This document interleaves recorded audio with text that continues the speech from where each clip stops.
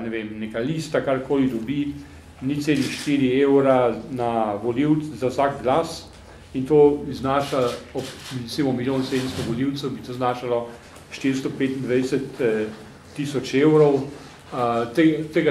Ta strošek želimo prihraniti državi in s tem seveda zmanjša tudi apetite po bogati, razkošni volilni kampanji. Potem ukinjamo dvojno doniranje.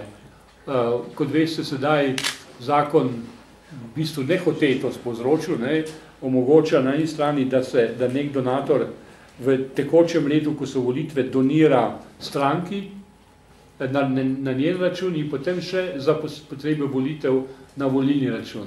To dvojno doniranje ukinjamo. In tudi mislimo, da je to dvojno doniranje vsekakor treba omejiti, že zaradi tega, da bi preprečili preveliko odvisnost posameznih strank od določenih privilegiranih, če smem reči tako, donatorjev. In končno seveda povečujemo tudi kazni, seveda tudi nekoliko razširjamo, glede na nove določbe, če se teh pravil stranke ne bi držale.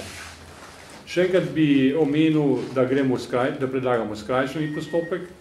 Gre za sicer vsebinsko pomembne spremembe, vendar pa so tehnično nezahtevne in jih je možno izpeljati v skrajšanem postopku in dodatno. Če želimo, da bi ta zakon veljal že za to volilno kampanjo, je seveda potrebno njegovo sprejetje v čim krajšem času. Toliko za enkrat. Hvala lepa.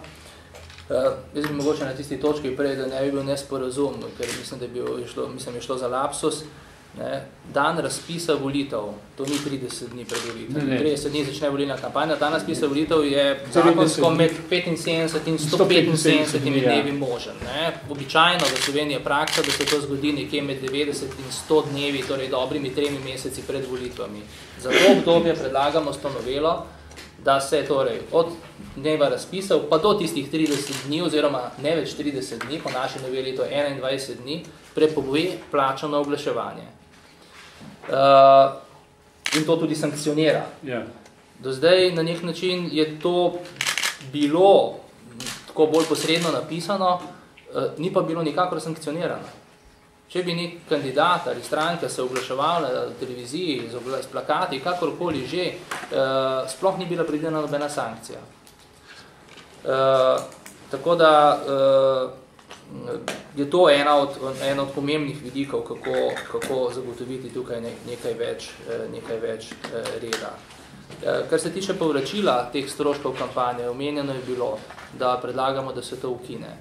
Stranke, ki dosežejo nek rezultat na volitvah, pridejo v parlament, so deležne proračunskih virov cel mandat. Tudi tiste, ki ne pridejo v parlament, pa po odločbi Ustavnega sodišča dosežejo več kot 1% na volitvah dobljenih glasov, dobijo določena sredstva. 3 takšne so bile na zadnjih parlamentarnih volitvah.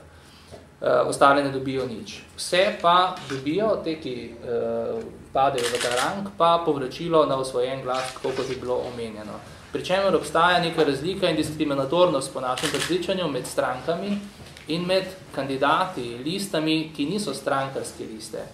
Zato, ker, bom rekel, to povračilo stranke dobijo na svoj račun po opravljeni reviziji Računskega sodišča, medtem ko organizator neke neodvisne kandidature je fizična oseba, dobi to povračilo teoretično na svoj račun in mora od tega plačati dohodnino. To je lahko celo neka hudo dobičkonosna dejavnost na koncu koncev.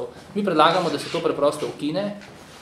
Ni razloga, da bi fizične osebe pravzaprav videle priložnost za zaslužek v vodenju volilne kampanje, na drugi strani bile kaznovane s plačevanjem dohodnine, na drugi strani pa stranke itak dobijo denar iz proračuna in spet ni razloga, da se tukaj izvaja neko dodatno proračunsko obveznost.